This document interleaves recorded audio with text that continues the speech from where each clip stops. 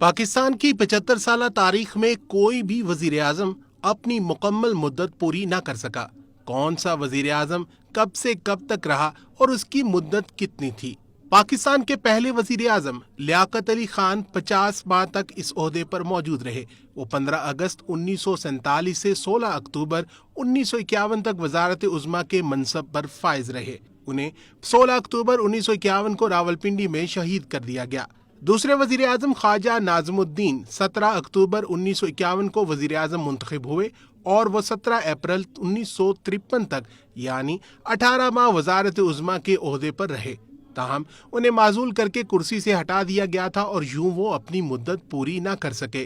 17 अप्रैल 1953 को मोहम्मद अली बोगरा को वजीर आजम बना दिया गया, जो 28 माह यानी 2 साल 4 माह तक इस ओहदे पर फाइज रहे, जिसके बाद उन्हें 11 अगस्त 1955 को अपने ओहदे से इस्तीफा देकर घर जाना पड़ा। मोहम्मद अली बोगरा के मुस्ताफी होने के बाद 11 अगस्त 1955 को चौधरी मोहम्मद अली पाकिस्तान के चौथे वजीर आजम मुंतखब हुए। वो भी अपने ओहदे की मुद्दत पूरी ना कर सके और 13 माह बाद ही 12 सितंबर 1956 को मुस्ताफी हो गए। हुसैन शहीद सोहरवर्दी सिर्फ 13 माह वजीर आजम के ओहदे पर रहे। वो 12 सितंबर 1956 से 18 अक्टूबर 1957 तक वजीर आजम के ओहदे पर फाइज रहे, जिसके बाद उन्होंने अपने ओहदे से इस्तीफा दे दिया। उनके बाद आई चंद्रीगर पाकिस्तान के वजीर आजम मुंतखब हुए, जो सिर्फ 2 माह वजारत उज़्मा के ओहदे पर फाइज रहे, जिसके बाद वो भी मुस्ताफी हो गए थे।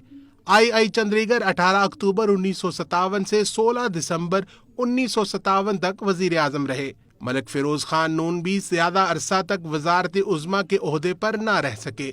वो 16 दिसंबर 1957 को वजीर आजम की कुर्सी पर बैठे, लेकिन 10 माह बाद 7 अक्टूबर 1958 को ही ओहदे से माजूल हो गए थे। जुल्फिकार अली भुट्टो को 14 अगस्त 1973 को वजीर आजम मुंतखब किया गया। वो 3 साल 11 माह यानी 47 माह तक इस ओहदे पर फाइज रहे। उन्हें भी 5 जुलाई 1977 को माजूल कर दिया गया था। 23 मार्च 1985 को मोहम्मद अली जुनेजो पाकिस्तान के वजीर आजम मुंतखब हुए और 3 साल 2 माह यानी 38 माह बाद ही वजारत उज़्मा के ओहदे से माजूल कर दिए गए और यूं वो 29 मई 1988 को घर भेज दिए गए। 2 दिसंबर 1988 को पाकिस्तान की पहली खातून वजीर आजम बेनजीर भुट्टो कुर्सी पर बैठी, ताहम वो भी अपने ओहदे की मुद्दत पूरी ना कर सकीं और 20 माह बाद ही 6 अगस्त 1990 को माजूल कर दी गई। बेनजीर भुट्टो के माजूल होने के बाद मुस्लिम लीग नून के सरबरा मियां मोहम्मद नवाज शरीफ 6 नवंबर 1990 को वजीर आजम मुंतखब हुए। उन्हें भी 29 माह बाद 18 अप्रैल 1993 को माजूल कर दिया गया। नवाज शरीफ एक बार फिर वजीर आजम बन गए और 1.5 माह बाद ही मुस्ताफी हो गए। इस बार वो 26 मई 1993 से 8 जुलाई 1993 तक वजीर आजम रहे। नवाज शरीफ के बाद एक मरतबा फिर बेनजीर भुट्टो 19 अक्टूबर 1993 को वजीर आजम मुंतखब होकर आई और इस बार वो 37 माह यानी 3 साल 1 माह वजारत उज़्मा की कुर्सी पर फाइज रहीं। ताहम उन्हें भी 5 नवंबर 1996 को माजूल कर दिया गया। 17 फरवरी 1997 को नवाज शरीफ दूसरी बार अवामी वोटों से वजीर आजम मुंतखब होकर आए, लेकिन उन्हें 32 माह बाद यानी 2 साल 8 माह बाद ही माजूल कर दिया गया और यूं 12 अक्टूबर 1999 को नवाज शरीफ के दूसरे दौर का इख्तिताम हुआ। नवाज शरीफ के बाद ज़फ़रुल्लाह खान जमाली को वजीर आजम मुंतखब किया गया और वो 23 नवंबर 2002 से 26 जून 2004 तक 19 माह वजीर आजम रहे और बिलाखिर वो भी वजारत उज़्मा की मुद्दत पूरी किए बगैर मुस्ताफी हो गए। मीर ज़फ़रुल्लाह खान जमाली के मुस्ताफी होने के बाद वजारत उज़्मा की बाग दौड़ 2 माह के लिए चौधरी शुजात हुसैन के पास रही। उनके मुस्ताफी होने के बाद उनकी पार्टी मुस्लिम लीग काफ ने शौकत अजीज को वजारत उज़्मा के लिए नामजद किया। वो 39 माह वजारत उज़्मा के ओहदे पर फाइज रहे।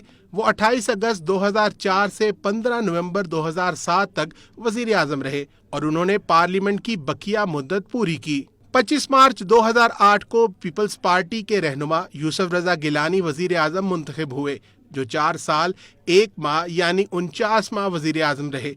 ताहम उन्हें 24 अप्रैल 2012 को नाअहल करार देकर वजारत उज़्मा की कुर्सी से हटा दिया गया। यूसुफ रजा गिलानी के बाद राजा परवेज अशरफ को वजीर आजम मुंतखब किया गया। वो 22 जून 2012 से 24 मार्च 2013 तक यानी 9 माह तक वजारत उज़्मा के मनसब पर फाइज रहे اور یوں پارلیمنٹ کی مدت پوری ہونے پر نئے انتخابات کرائے گئے۔